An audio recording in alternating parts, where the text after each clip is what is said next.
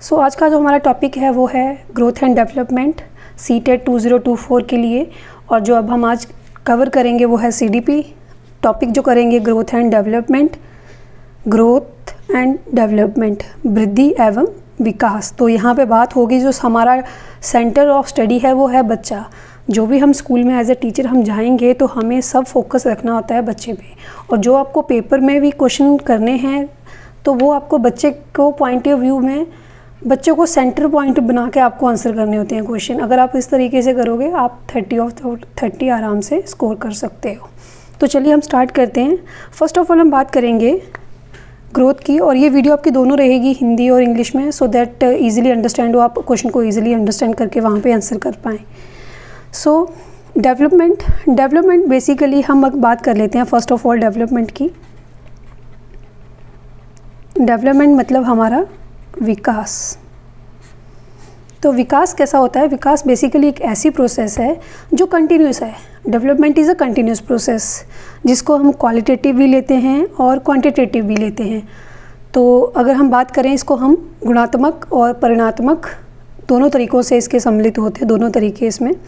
अब देखिए growth and development का रिलेशनशिप क्या है। अगर हम बात करते हैं ग्रोथ की, ग्रोथ एंड देखिए डेवलपमेंट, अब हमारे पास जो है डेवलपमेंट कब से कहाँ तक चलती है और ग्रोथ कहाँ तक चलती है। जब हम अडल्ट हो जाते हैं या हम परिपक्व हो जाते हैं तो उसके बाद हमारी ग्रोथ है वो रुक जाती है। बट डेवलपमेंट हमारी बॉर्न टू टर्म चलती है। इट मीन्स गर्भ से कर्भ तक। हम जब तक इंसान पैदा होता है और जब तक वो मरता नहीं है उसकी डेवलपमेंट चलती रहती है, तभी इसे कहते हैं गर्भ से कब्र तक और बॉर्न टू टर्म। ये ध्यान रखना है आपको इस चीज़ का। ओके, अब हम बात करते हैं कि हम जो है क्वालिटेटिव एंड क्वांटिटेटिव वेज कैसे बोलते हैं। क्वालिटेटिव चेंज क्या है, क्वांटिटेटिव चेंज क्या है। सो हम फर्स्ट ऑफ ऑल बात करते हैं गुणात्मक और परिणात्मक। हम फर्स्ट करेंगे क्वालिटेटिव।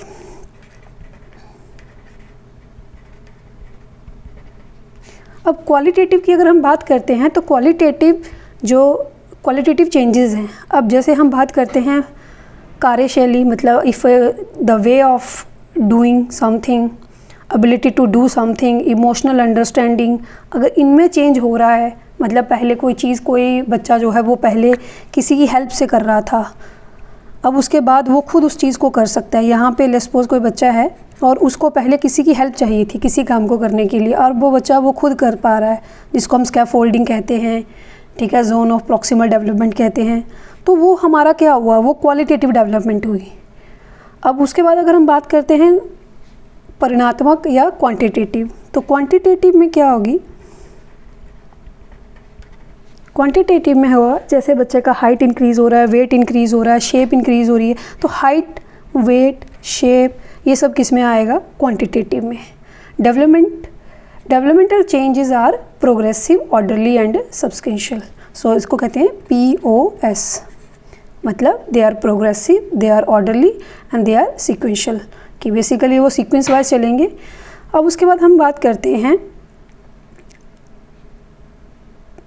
कि हमारे पास जो एक कंटिन्यूस प्रोसेस क्या है। अब कंटिन्यूस का मतलब क्या है कि जो लगातार चलता रहता है और हमारे पास हम पीछे वाली चीज़ को ज़्यादा ना ध्यान दे के आगे वाली चीज़ पे ध्यान देते हैं। Not reversible but modifiable. अब हम बात करते हैं आगे विकास की, तो डेवलपमेंट की। अब डेवलपमेंट हम किस बात पे बात करेंगे, हमारी इमोशनल डेवलपमेंट, सोशल डेवलपमेंट, हमारी शारीरिक विकास, ज्ञान संबंधी विकास, मानसिक विकास, सामाजिक विकास और सांवेगिक विकास। सो हम बात करते हैं जो इसके हमारे मेन जो ब्रॉड डोमेन्स हैं, ब्रॉड डोमेन्स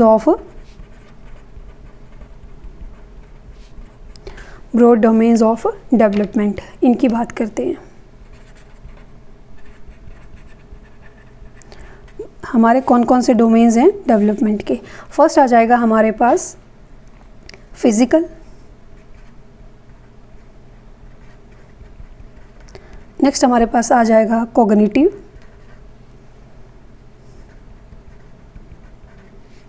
देन आ जाएगा सोशल, देन आ जाएगा इमोशनल। अब अगर हमारे ये जो चारों हैं ये आपस में चारों इंटरलिंक्ड हैं,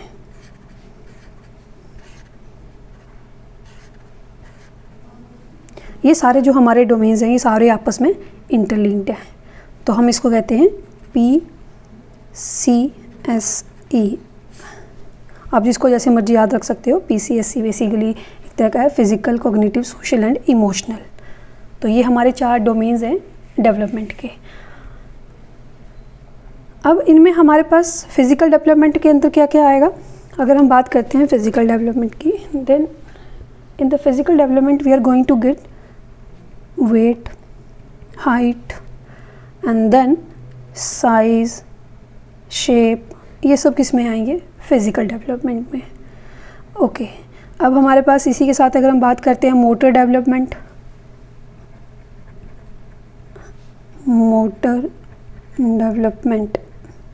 सो मोटर डेवलपमेंट की हम बात करें तो उसके अंदर क्या आएगा हमारे पास, ये हैं जैसे speed, accuracy, precision, speed, accuracy and precision.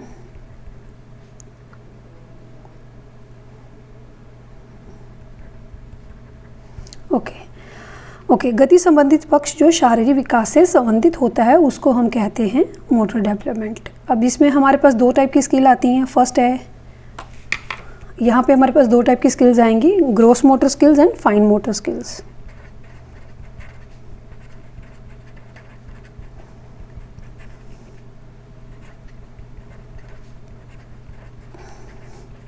Gross motor skills and fine motor skills. Okay, अब हम बात करते हैं जो है ग्रॉस मोटर स्किल्स के बारे में। तो ग्रॉस मोटर स्किल्स जैसे एग्जांपल है हमारी मसल्स, आर्म्स की मसल्स, लेग्स की मसल्स, ये सब चीज़ें हैं हमारी जो बड़ी हमारी बॉडी की, जो हमारे आर्म्स की मसल्स हैं, लेग्स की मसल हैं, जो हमारी जितनी भी बड़ी मसल्स हैं उनको हम कहेंगे ग्रॉस मोटर स्किल्स के साथ कनेक्टेड होंगी।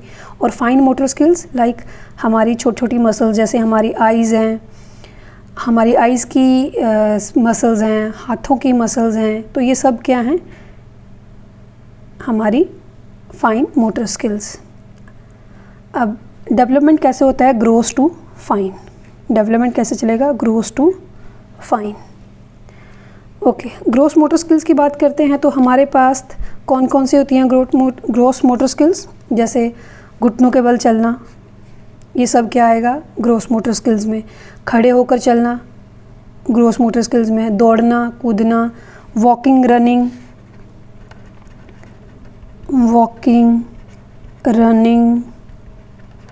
जंपिंग, ये किस में आएगा हमारा ग्रॉस मोटर स्किल्स में। ओके, अब हम बात करते हैं अगर फाइन मोटर स्किल्स की, तो फाइन मोटर स्किल्स में हमारे पास आ जाएगा ड्राइंग, पेंटिंग एंड राइटिंग।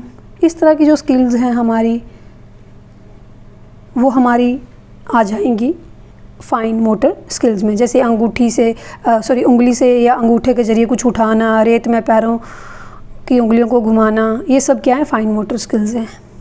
अब उसके बाद हमारे पास आता है कॉग्निटिव डेवलपमेंट। आई थिंक ये आपको क्लियर हो गया। ब्रॉड डोमेन्स ऑफ डेवलपमेंट 4 हैं, physical, cognitive, social and emotional. उसके बाद हमारे पास आता है फिजिकल की बात करें तो मोटर डेवलपमेंट में हमारे पास कौन सी होती हैं, स्पीड, एक्यूरेसी, प्रिसिशन। 2 टाइप की मोटर स्किल्स हैं हमारे पास, gross motor skills, fine motor skills. Walking, running, jumping gross motor skills में, drawing, painting, writing fine motor skills में आ गया हमारे पास। अब अगर हम बात करते हैं इसके बाद कॉग्निटिव डेवलपमेंट की, तो हमारे पास नेक्स्ट है कॉग्निटिव डेवलपमेंट। अब कॉग्निटिव डेवलपमेंट की अगर हम बात करें हमारे पास, तो ये बेसिकली हम इसको कहते हैं कि हम दिमाग, जैसे हम बात करते हैं कि इंटेलिजेंसी, ब्रेन का कैसे तरह, मेमोरी, हमारी लैंग्वेज में डेवलपमेंट होना, तरह से तर्क वितर्क करना, कल्पना, इमेजिनेशन, थिंकिंग, तो ये सब हमारा कौन सा आता है कॉग्निटिव डेवलपमेंट। हमारी जो मानसिक क्षमताएं हैं उनका विकास होने को हम कहते हैं कॉग्निटिव डेवलपमेंट। संज्ञान का अर्थ है दिमाग और बौद्धिक क्षमताओं का विकास होने को हम कहते हैं हमारी कॉग्निटिव डेवलपमेंट। अब अगर हम ब्रेन की बात करते हैं यहाँ पे, तो हमारा जो ब्रेन है वो बेसिकली 2 पार्ट्स में है। हम जिसको कहते हैं ना बेसिकली ब्रेन हमारा बेसिकली तो 3-4 पार्ट्स में हमारा है। बस बेसिकली हम बात करें तो अगर हम बच्चे के हिसाब से बात करें या हम एक जो पेपर के हिसाब से अगर हम बात करें तो हमारे पास लॉजिकल और क्रिएटिविटी में कौन सा ब्रेन कहाँ काम करेगा। तो अब हम बात करते हैं लेफ़्ट ब्रेन और राइट ब्रेन की। तो लेफ़्ट ब्रेन का काम क्या है? लॉजिकल मीन्स हमारे पास आ जाएगा साइंस, मैथ्स एंड लैंग्वेजेस, ये सब आ जाएंगे हमारे पास लेफ़्ट ब्रेन के पास। और जैसे क्रिएटिविटी का जो काम है वो कौन काम करेगा? हमारा राइट ब्रेन, क्रिएटिविटी। तो ड्राइंग, म्यूज़िक, डांस,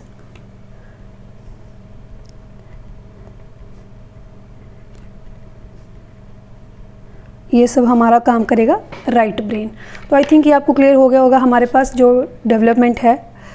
अब इसके बाद हमारे पास 2 टाइप की डेवलपमेंट हमने कवर कर ली हैं, फिज़िकल एंड कॉग्निटिव। अब इसके बाद हम जो कवर करेंगे वो है हमारे पास सोशल डेवलपमेंट। तो हम बात करते हैं नेक्स्ट सोशल डेवलपमेंट की। सोशल डेवलपमेंट की अगर हम बात करें यहाँ पे, तो सोशल डेवलपमेंट में हमारे पास फर्स्ट ऑफ ऑल हम करेंगे पहले इसका मतलब क्या है। अब इसके बाद हमारे पास है सोशल डेवलपमेंट।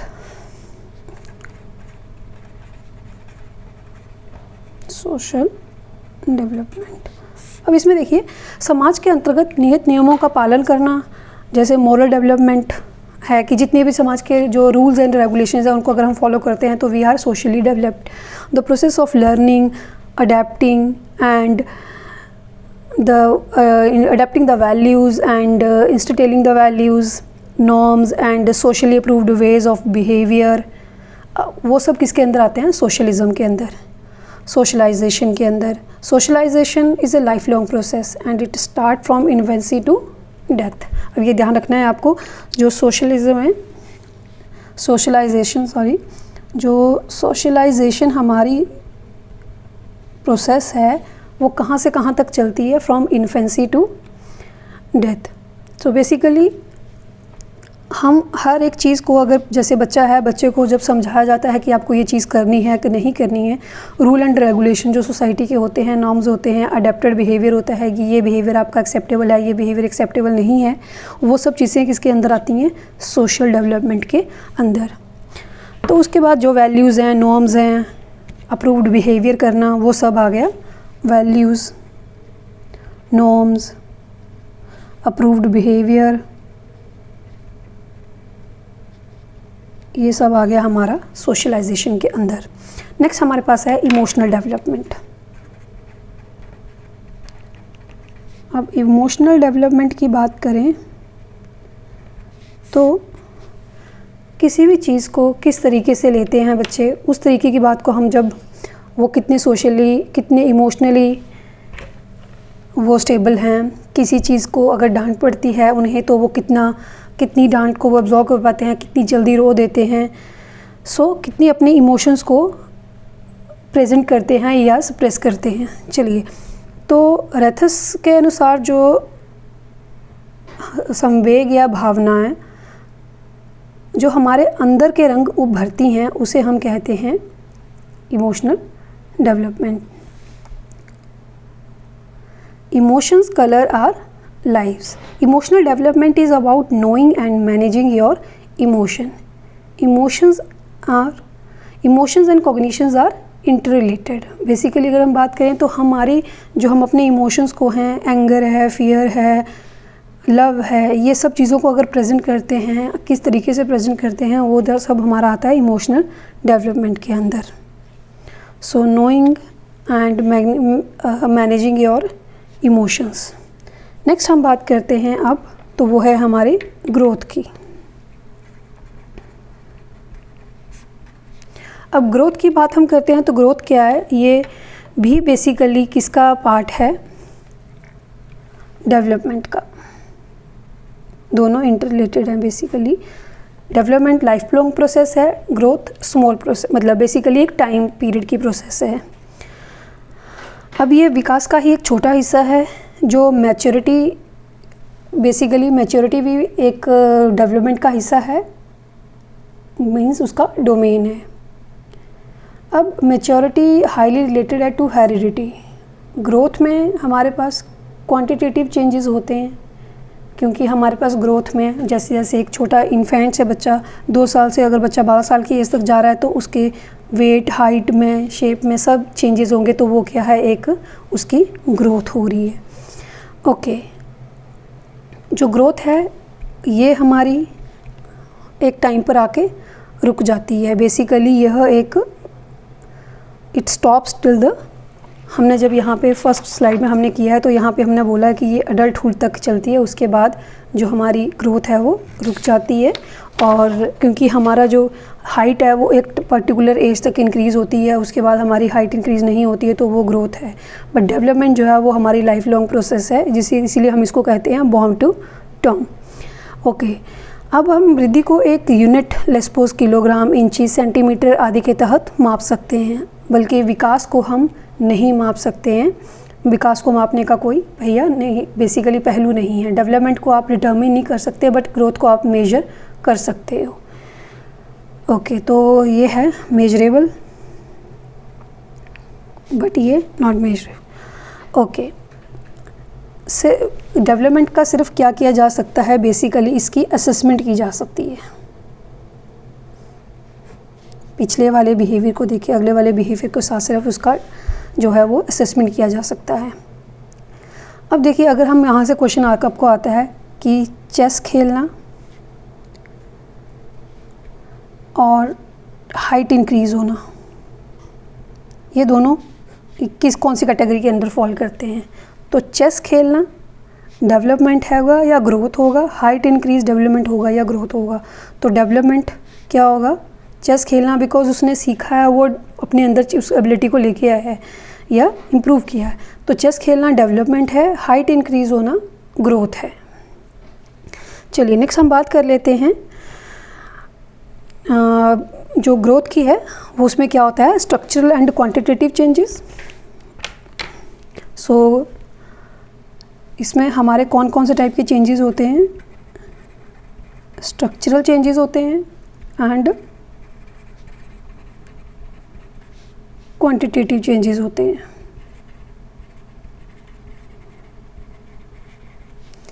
ओके, अब हमारे पास जो हमारी ग्रोथ है वो बेसिकली रिलेटेड होती है हमारी फिज़िकल चेंजेस के साथ, related, it is related to the physical changes, physical changes. Okay, वृद्धि का मापन सही से किया जा सकता है क्योंकि यह एक संकुचित डोमेन, बेसिकली हमारा संकुचित हिस्सा है। सो बेसिकली हम बात कर रहे हैं कि ग्रोथ को हम मेजर कर सकते हैं। ग्रोथ को मेजर करने का तरीका क्यों है, क्योंकि यह एक बेसिकली हमारा नैरो डोमेन है, इसीलिए हम इसको डिटर्मिन कर सकते हैं। वृद्धि में संरचनात्मक परिवर्तन शामिल होते हैं और यह एक समय के बाद रुक जाती है। उसके बाद हम अगर डेवलपमेंट की बात करें तो डेवलपमेंट में हमारे पास दोनों तरह के चेंजेस होते हैं, स्ट्रक्चरल भी एंड क्वांटिटेटिव चेंजेस भी होते हैं, फंक्शनल चेंजेस भी होते हैं, क्वालिटेटिव चेंजेस भी होते हैं। अगर हम डेवलपमेंट की बात करें तो डेवलपमेंट में हमारे पास स्ट्रक्चरल, फंक्शनल, क्वालिटेटिव,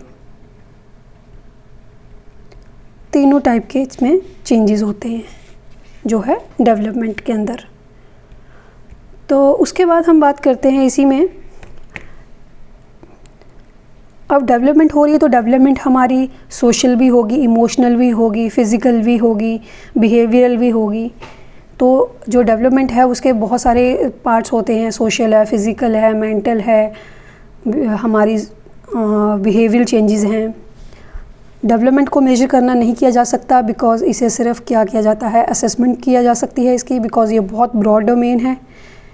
उसके बाद हम बात करते हैं तो डेवलपमेंट, फंक्शनल चेंजेस होते हैं डेवलपमेंट में और ये रेगुलर चलती रहती है। उसके बाद अगर हम बात करते हैं कॉग्निटिव डेवलपमेंट की, तो कॉग्निटिव डेवलपमेंट बेसिकली हम बात कर रहे हैं कि हमारे पास जो है हमारी चीज़ों को इमेजिन करने की, चीज़ों को अंडरस्टैंड करने की कैपेसिटी जब चेंज होती है या बढ़ती है तो उसको हम कहते हैं कि हमारी वो कॉग्निटिव डेवलपमेंट हो रही है।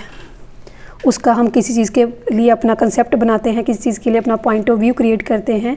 बच्चा अगर वो सब चीज़ें कर रहा है तो इट मीन्स उसकी कॉग्निटिव डेवलपमेंट हो रही है। अब हम बात करते हैं हमारे पास स्टेजेस ऑफ डेवलपमेंट।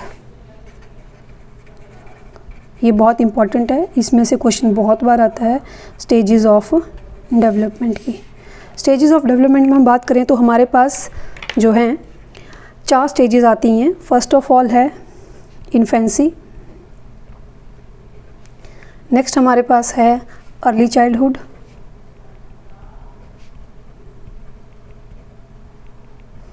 थर्ड हमारे पास है लेटर चाइल्डहुड,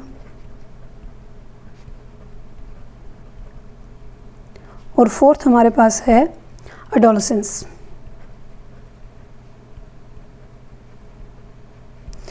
अब इनके हम देखेंगे इनका टाइम पीरियड कहाँ से चलता है। आपको यहाँ से क्वेश्चन ज़रूर देखने को मिलेगा, infancy, early childhood, later childhood and adolescence, यहाँ से आपको ज़रूर क्वेश्चन पेपर में देखने को मिलेगा। अब हम यहाँ पे बात करें तो हमारे पास इनमें से कौन सी स्टेज कितने टाइम के लिए रहती है। इन्फेंसी को हम बोलते हैं 0 to 2 ईयर्स। अब हम उसको शैशवावस्था बोलते हैं। शैशवावस्था, पूर्व बाल्यावस्था, उत्तर बाल्यावस्था और किशोरावस्था। तो जो ये रहती है हमारी 2 to 6 ईयर्स तक। अर्ली चाइल्डहुड 7 भी कह देते हैं, 6 भी कह देते हैं। लेटर चाइल्डहुड 6 to 12 ईयर्स और एडोलेसेंस 12 to 18 ईयर्स तक। ओके, बट जो WHO का मानना है वो है कि WHO ने कहा है कि हमारे पास जो WHO के अकॉर्डिंग हमारी जो 10 to 19 ईयर्स तक की एज है इसको हम रखते हैं एडोलेसेंस में। ये आपको ध्यान रखना है, WHO के अकॉर्डिंग 10 to 19 ईयर्स की एज होती है एडोलेसेंस में। ओके, अब इसके हम बात करते हैं इन्फेंसी। इन्फेंसी के पहले भी हमारी एक अवस्था होती है जिसे हम कहते हैं प्रीनेटल स्टेज। प्रीनेटल स्टेज ये वो अवस्था है जिसमें बच्चा माँ के पेट में ही होता है। इसका समय अंतराल जो है गर्भाधान से जन्म अर्थात 9 महीने अथवा 10 दिन, 9 महीने 10 दिन अथवा 280 दिन का होता है, 280 डेज़, या हम इसको कह देते हैं 40 वीक्स। तो 40 वीक्स का होता है। अब इस अवस्था का पूर्ण विकास गर्भवती माँ पर निर्भर करता है कि जो ये प्रीनेटल स्टेज होती है, प्रीनेटल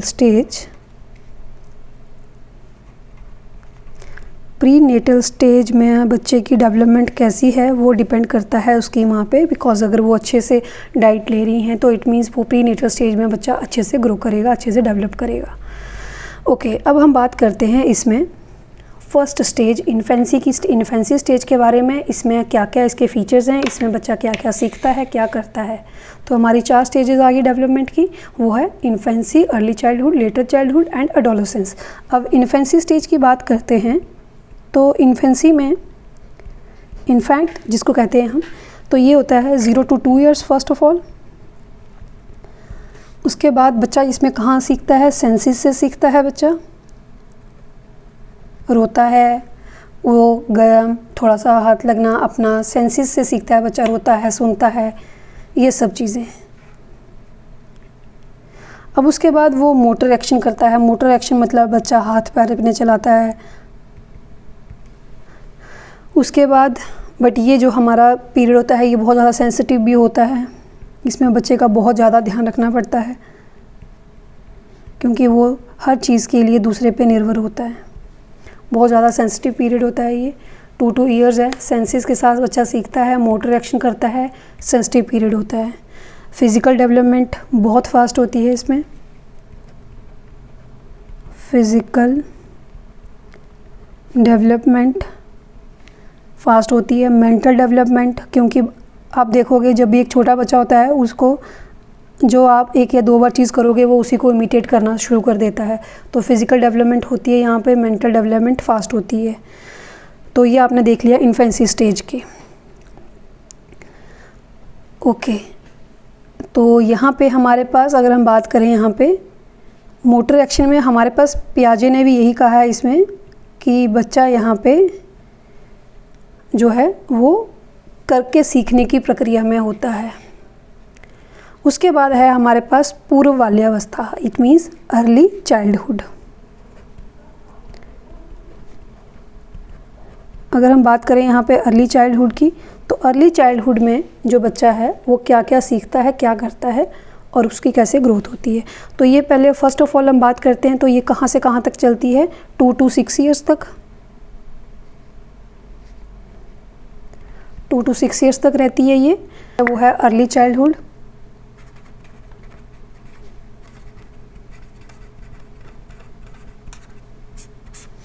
अर्ली चाइल्डहुड स्टेज जो हमारी है वो चलती है 2 to 6 ईयर्स तक। ये कौन सी एज होती है, प्ले एज। इसमें बच्चा खेलना ज़्यादा पसंद करता है, और एरिक्सन ने इसे कहा है टॉय एज, प्ले एज।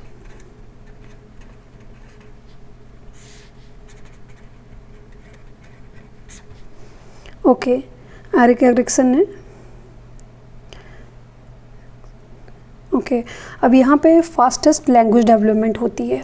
इस एज में जो लैंग्वेज डेवलपमेंट है फास्ट होती है। उसके बाद अगर हम बात करते हैं तो इमिटेटिव एज है ये। इमिटेटिव एज, बच्चा यहाँ पे दूसरों की नकल करके बहुत सीखता है। सेंसिटिव एज है।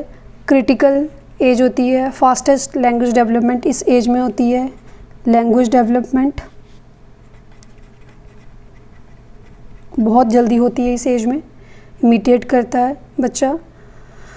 भाषा विकास के लिए यह अवस्था बहुत फास्ट होती है। फिज़िकल डेवलपमेंट बहुत जल्दी होती है इस एज में। बेसिकली आफ्टर बर्थ जो है वो फास्टेस्ट जो स्टेज जो इसकी ग्रोथ होती है या बच्चे की फ़िज़िकल डेवलपमेंट होती है वो अर्ली चाइल्डहुड स्टेज में होती है। Socialization is also rapid in this stage. Physical development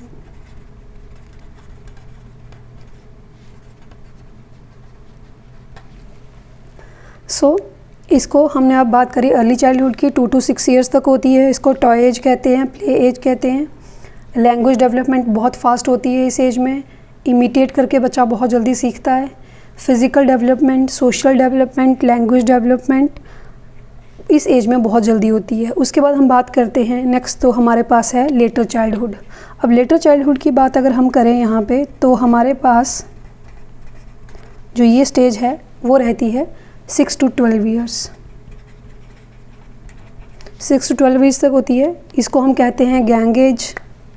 इसमें बच्चा गैंग्स बनाता है, बच्चे अपनी अपनी दोस्त बनाते हैं, ग्रुप बनाते हैं, अपने स्पोर्ट्स में जाते हैं, बच्चे खेलना शुरू करते हैं दोस्त बना के अपना। स्कूल एज इसको कहते हैं, एलिमेंट्री स्कूल एज।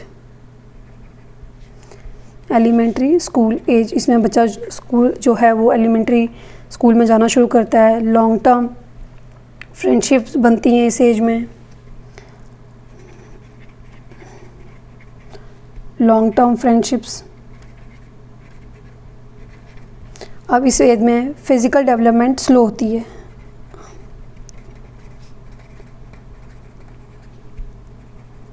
आपको ये ध्यान रखना है, अर्ली चाइल्डहुड में फ़िज़िकल डेवलपमेंट फास्ट होती है, बट जो लेटर चाइल्डहुड में फ़िज़िकल डेवलपमेंट क्या हो जाती है, स्लो हो जाती है। अब यहाँ पे हम इसको कहते हैं सूडो मैच्योरिटी स्टेज। बेसिकली एक तरह का मतलब बेसिकली मिथ्या परिपक्वता जिसको हम कहते हैं सूडो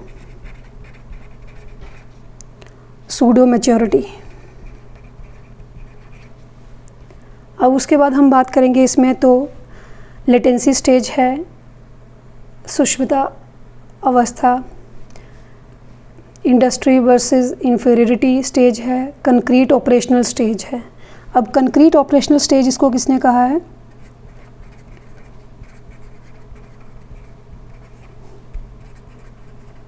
वो इसको कहा है पियाजे ने। ओके, और एरिक्सन ने इसे कहा है इंडस्ट्री वर्सेस इन्फीरियरिटी।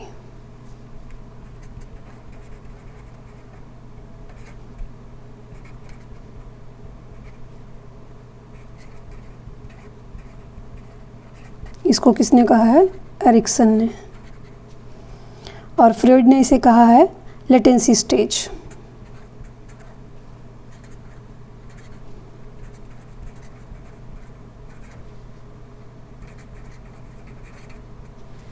ओके, चलिए, तो आपके ये कवर हो गई हैं लेटर चाइल्डहुड तक। उसके बाद हम करते हैं एडोलेसेंस की। एडोलेसेंस की हम बात करें तो एडोलेसेंस जो हमारे पास स्टेज है, एडोलेसेंस हमारा एक तरह का ट्रांजिशन स्टेज होती है, गोल्डन पीरियड जिसको कहते हैं।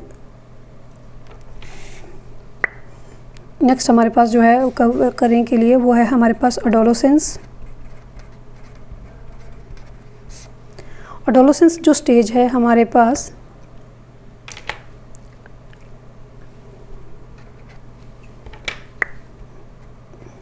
एडोलेसेंस स्टेज जो है वो एक ट्रांजिशन पीरियड है। ट्रांजिशन पीरियड हम इसको क्यों कहते हैं? क्योंकि यहाँ पे बच्चे के अंदर बहुत सारे चेंजेस होते हैं, इसको हम कहते हैं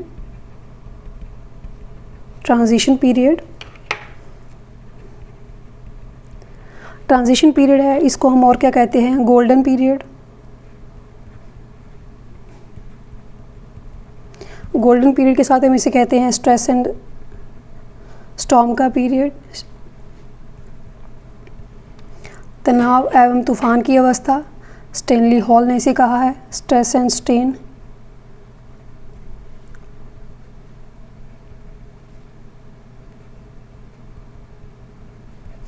स्टेनली हॉल ने इसे कहा है।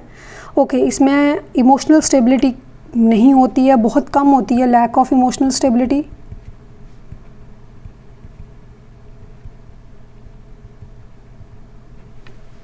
इसमें लैक ऑफ इमोशनल स्टेबिलिटी होता है इस एज में आके। स्टेज में बेसिकली एक ब्रिज पीरियड होता है आपका, जो है आपकी मैच्योरिटी जो अडल्टहुड स्टेज में और आपकी लिटिल चाइल्डहुड स्टेज का जो एक बीच का ब्रिज होता है उसको कहते हैं एडोलेसेंस।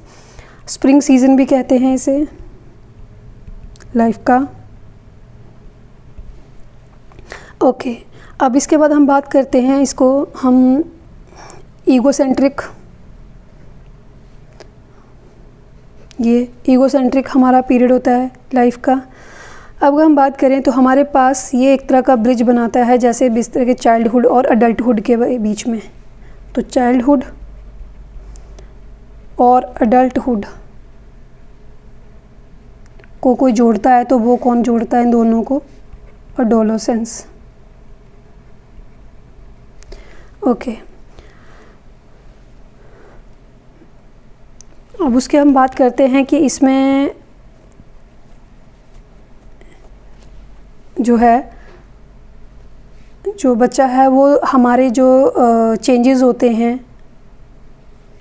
उनको ईज़िली नहीं वो कर पाते हैं अडेप्ट। इसमें उनको बच्चों को बहुत ज़्यादा इमोशनल स्ट्रेस के साथ गुजरना पड़ता है। इसीलिए हमारा एज अ टीचर रोल होता है कि हम उस एज को समझें और उनको उस चीज़ के साथ अडेप्ट करने में हेल्प करें। नेक्स्ट हमारे पास है relationship between heredity and environment. Heredity and environment, तो हेरिडिटी, इसमें से भी एक क्वेश्चन ज़रूर आता है पेपर में कि हेरिडिटी और इन्वायरमेंट का क्या रिलेशनशिप है। एंड इन्वायरमेंट, इसकी जो आपकी एज थी वो थी 12 to 18 और WHO के अकॉर्डिंग 10 to 19। ओके, अब हम बात करते हैं हेरिडिटी एंड इन्वायरमेंट की। तो हेरिडिटी और इन्वायरमेंट एडिटिव नहीं होते। एडिटिव मीन्स हम बात करें तो हमारे पास हेरिडिटी मतलब अनुवांशिक का, इन्वायरमेंट मीन्स वातावरण। तो हेरिडिटी और इन्वायरमेंट में क्या रिलेशन है उस चीज़ को हम देखेंगे यहाँ पे। इसके साथ साथ हम देखेंगे हमारे पास जो है ये दोनों एडिटिव नहीं हो सकते, मतलब दोनों को हम बोलें कि हेरिडिटी प्लस इन्वायरमेंट, ये पॉसिबल नहीं है। हेरिडिटी और इन्वायरमेंट, दोनों को अगर हम बोले ये मल्टीप्लाई हो सके, इट मीन्स दोनों को हम इक्वली बोलें तो ये इक्वल नहीं हो सकते हैं। सॉरी, इसमें हमने इसको बोला कि एडिटिव नहीं हो सकते हैं, बट ये हाँ, इन दोनों का इक्वल कंट्रीब्यूशन होता है toward the development of any child. It means heredity and environment are can be equal. So it means आनुवांशिकता और वातावरण विकास में बराबर के हिस्सेदार होते हैं। हेरिडिटी फिक्स्ड होती है, ये फिक्स्ड है, बट जो या स्टैटिक भी कह सकते हैं कि हेरिडिटी फिक्स है या स्टैटिक है, स्थायी होती है। बट इन्वायरमेंट क्या है हमारे पास, डायनेमिक है, चेंजेस होते हैं, डायनेमिक है, चेंजेबल है, परिवर्तनशील है। So heredity can best be viewed as something that sets a range basis within which an individual's development is actually shaped by the support and opportunities of the environment. So उसके बाद अगर हम बात करते हैं प्रिंसिपल्स क्या हैं development के। सो प्रिंसिपल्स हैं डेवलपमेंट के हमारे पास, आई थिंक ये आपको चीज़ क्लियर होगी। प्रिंसिपल्स ऑफ डेवलपमेंट की अगर हम बात करें तो हमारे पास आते हैं principle of developments. First of all it is a continuous process. Principles of development.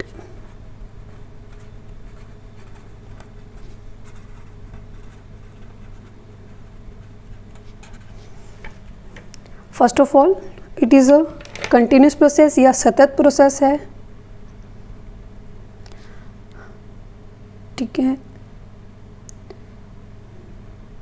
Continuous है। सेकेंड हम बात करें तो ये ऑर्डरली है या सिक्वेंशियल है।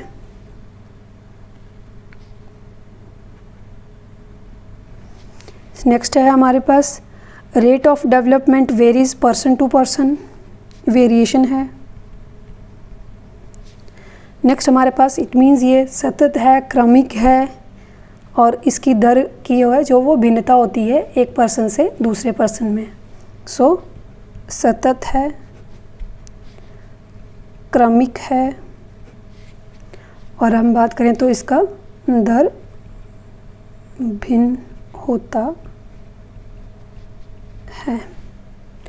अब अगर हम बात करते हैं development proceeds from general to specific, सामान्य से विशिष्ट की ओर जाती है, general to specific. Growth and development is a product of both heredity and environment. It means development is equal to H multiply by E। Development is equal to heredity into environment. Okay, development is predictable. So basically it is predictable. Next हमारे पास है there is a constant interaction between all factors of development. Development के जितने भी factor हैं, social, physical, जितने भी factors हैं वो सब क्या हैं, इंटररिलेटेड हैं। constant interaction between all factors. Next हमारे पास है all type of developments are interrelated. अगर हमने बात करी थी पीछे PCSE, physical, cognitive, social and emotional, so they are interrelated. अब हम बात करते हैं principle of directions. Principles of direction की ग्रोथ कहाँ से कहाँ चलती है। Principal of direction, principles of direction की अगर हम बात करते हैं यहाँ पे, तो हमारे पास लॉन्गिट्यूडनल या सिफेलोकाइडल और proximodistal, near to far, centre to periphery, head to toe. चलिए अब हम बात करते हैं अगर डायरेक्शन की, तो डायरेक्शन हमारे पास दो तरह से होती है। जो डेवलपमेंट है हमारे पास सिफेलोकाइडल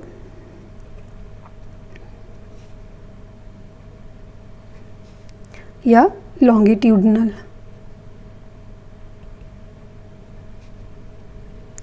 नेक्स्ट है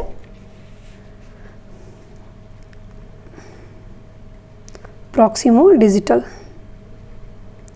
प्रॉक्सिमो डिजिटल या नियर टू फार। ओके, मतलब समीप पर दूरस्थ।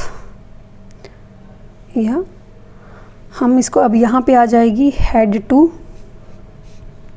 टो, सिर से पैर तक। अब यहाँ पे हमारे पास आएगी centre to periphery, it means इधर से यहाँ को जा रही है, से यहाँ को जा रही है, तो ये क्या आ जाएगी, केंद्र से बाहर की तरफ, सेंटर टू पेरिफेरी। ओके, जन्म के समय बच्चों का सिर शरीर का 1/4 होता है, ये आपको ध्यान रखना है ड्यूरिंग द बर्थ। तो जो उनका हेड है या उनका सिर है, बेसिकली उनके बॉडी का कितना पार्ट होता है, 1/4। बॉडी का 1/4 पार्ट जो होता है वो क्या होता है, उनका हेड होता है बेसिकली।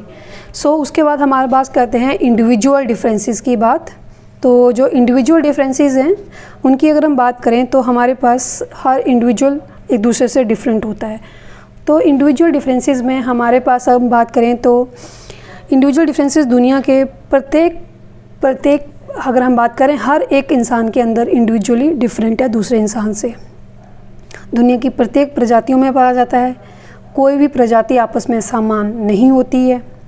उदाहरण के लिए अगर हम बात करें तो 2 बंदर एक जैसे नहीं दिख सकते हैं, 2 इंसान एक जैसे नहीं दिख सकते हैं, उनमें से किसी न किसी स्तर पर कोई ना कोई विभिन्नताएं अवश्य होंगी।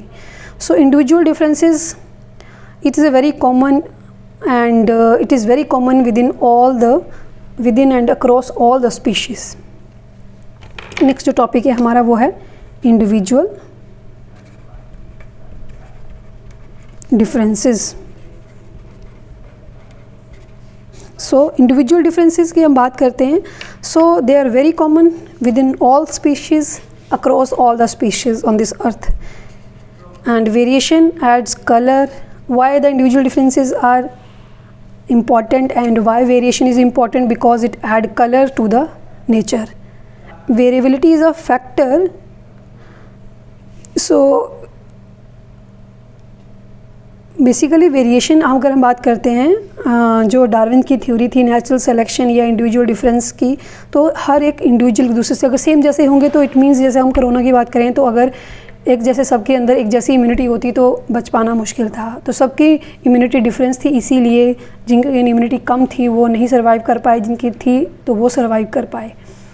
इसीलिए individual differences are it is a fact of the nature that add color to the add beauty to the nature.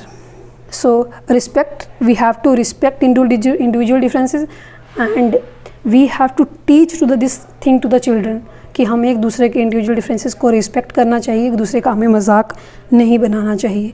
अगर हम आगे बात करते हैं they vary individual differences vary in terms of physical characteristics, height, weight, strength, hair colour and they may be like in terms of intelligence, in terms of your dominant character, your submissive, creative or not creative, introvert, introvert, extrovert, ये सब हमारी चीज़ें क्या हैं, individual differences की बातें हैं। सो अगर हम बात करें बेसिस ऑफ इंडिविजुअल डिफरेंसेस तो किन बेसिस पे हो सकते हैं, इंटेलिजेंस,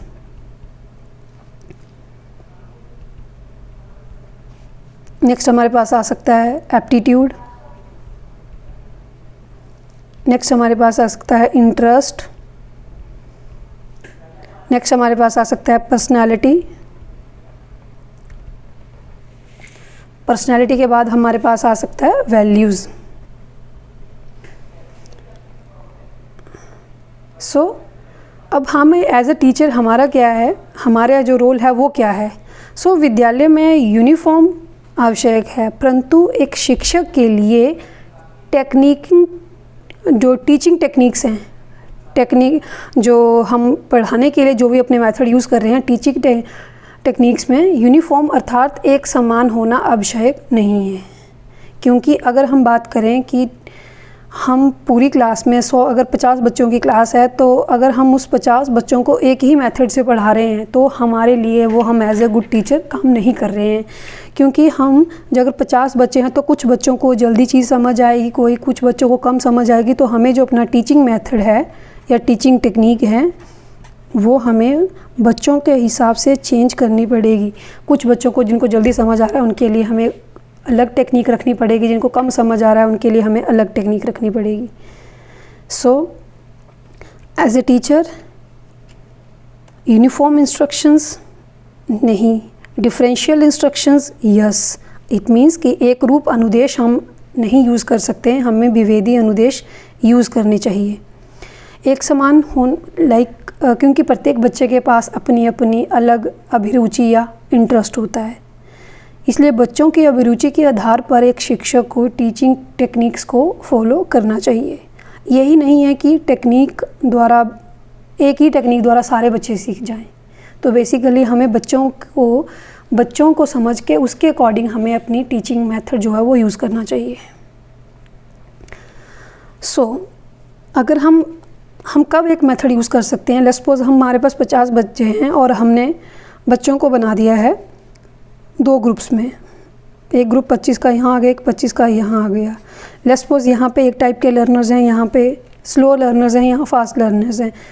अब यहाँ पे हम सिंगल टेक्निक यूज़ कर सकते हैं कि फास्ट लर्नर्स के लिए एक तरह की टेक्निक यूज़ की जाए, स्लो लर्नर्स के लिए अलग तरह की टेक्निक यूज़ की जाए, तब हम कर सकते हैं। बट अगर हम 50 को सेम टेक्निक के साथ नहीं पढ़ा सकते हैं। अगर हम बात करते हैं इट मीन्स नाउ अब इंडिविजुअल डिफरेंसेस जो हैं वो किससे आते हैं, किस तरीके से आ सकते हैं, अब हम उस बारे में बात करते हैं। इंडिविजुअल डिफरेंसेस जो हैं आईडी इंडिविजुअल डिफरेंसेस, ये आते हैं 2 तरीके से। एक है कि हम फ्रॉम पेरेंट्स लेते हैं या फ्रॉम हम हेरिडिटी लेते हैं या एक्वायर्ड करते हैं। तो फर्स्ट आ जाएगा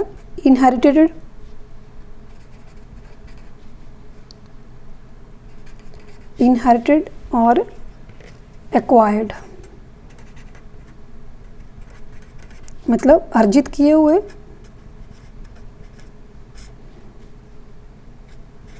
या फिर आनुवंशिक हैं।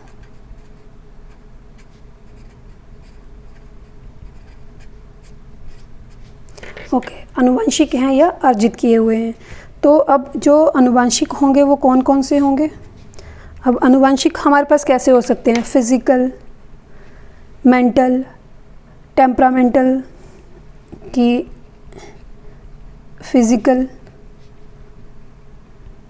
मेंटल और टेम्परामेंटल का मतलब है कि हम कितनी जल्दी गुस्सा कर जाते हैं, कितनी जल्दी अपने इमोशनल स्टेबिलिटी या अपने बिहेवियर को जो है वो कैसे चेंज कर देते हैं। क्योंकि क्या ऐसा होता है कि कई बार कुछ बच्चे हैं जिनके अगर पेरेंट्स को बहुत गुस्सा आता है, बच्चों को भी गुस्सा आ रहा है, इट मीन्स वो इनहेरिटेड है उनके अंदर। बच्चा अगर पेरेंट्स की आइज़ ब्लैक हैं और बच्चे की भी ब्लैक हैं तो वो इनहेरिटेड है। अगर पेरेंट कोई बहुत ज़्यादा इंटेलिजेंट है और बच्चा भी बहुत ज़्यादा इंटेलिजेंट है तो इट मीन्स वो इनहेरिटेड है। अब नेक्स्ट आता है कि हमारे पास एक्वायर्ड। अब एक्वायर्ड में क्या आते हैं हमारे पास? एक्वायर्ड में अगर हम बात करें तो सोशल, उसके बाद हम बात करें तो हमारे पास आ जाता है कल्चरल, थर्ड अगर हम बात करें तो हमारे पास आ गया एजुकेशनल। ये सब जो हैं हम एक्वायर करते हैं। और फोर्थ अगर हम बात करें तो हमारे पास है इमोशनल। ओके, ये 4 हैं हमारे पास जो हम एक्वायर कर सकते हैं। अब नेक्स्ट हमारे पास आता है मोटिवेशन।